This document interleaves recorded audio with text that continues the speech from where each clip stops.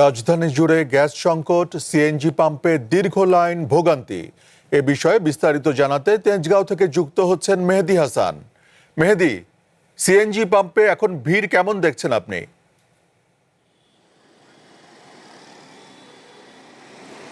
শামীম, সকাল থেকেই রাজধানী জুড়ে গ্যাস পাম্পগুলোতে সিএনজি সরবরাহ কিন্তু কিছুটা স্বাভাবিক ছিল। সবগুলো পাম্পে আসলে স্বাভাবিকভাবে সরবরাহ করতে পারছে না। আমি এই মুহূর্তে তেজগাঁও শিল্পাঞ্চল এলাকার যে সাবধান পাম্প আছে, আমি ঠিক এখানে অবস্থান করছি এবং এখানে সকাল 11টা পর্যন্ত কিন্তু গ্যাস সরবরাহ স্বাভাবিক রাখতে পেরেছিল এবং 11টার পর থেকে যখন চাপ কমে আসে এরপর কিন্তু গ্যাস সরবরাহ বন্ধ করে দেয়, যার কারণে আসলে দীর্ঘ সারিবদ্ধ হয়ে গাড়ি দাঁড়িয়ে থাকতে দেখা যায়। এবং যারা আসলে এখানে অপেক্ষায় রয়েছে তাদের সাথেও কথা বলেছে এবং তাদের বক্তব্য হচ্ছে তারা আসলে গ্যাসের লাইনের যে স্বাভাবিক চাপ, সেই স্বাভাবিক চাপ না থাকার কারণে কিছু সময় পর পর আসলে গ্যাস নিতে পারছেন এবং যখনই আসলে চাপটা শেষ হয়ে যাচ্ছে বা কমে যাচ্ছে তখনই কিন্তু তারা আর গ্যাস নিতে পারছে না, যার কারণে এই দীর্ঘ লাইন ধরে আসলে দাঁড়িয়ে থাকতে হচ্ছে। এবং এই দীর্ঘ সারিটি কিন্তু আমরা রাতের বেলা আরও বেশি চোখে আমাদের পড়ছে, যে সিএনজি থেকে শুরু করে যে সিএনজি চালিত যে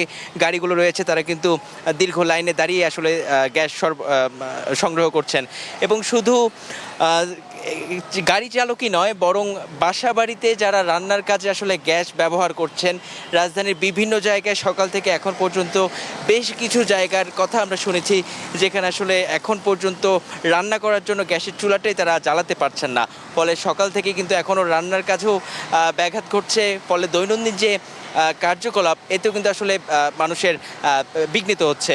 এবং রান্নার বিষয়টা নিয়েও আমরা সকাল থেকে রাত পর্যন্ত অপেক্ষা করার কথাও শুনেছি এবং যখন আসলে গ্যাসের চাপটা কিছুটা পর্যায়ে স্বাভাবিক হচ্ছে তখনই কিন্তু রাত জেগে হলেও আসলে রান্নার কাজটা তারা সেরে রাখছেন।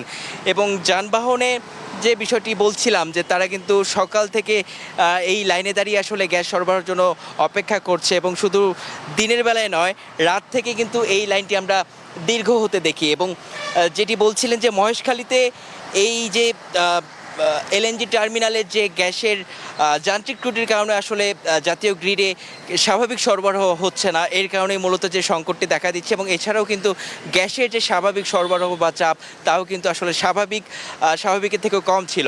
তো এই দুই মিলিয়ে আসলে বর্তমান গ্যাস নিয়ে যে সংকট তৈরি হয়েছে তা আসলে চরম মাত্রায় পৌঁছেছে। শামীম, তেজগাঁ থেকে জানাচ্ছিলেন মেহেদী হাসান।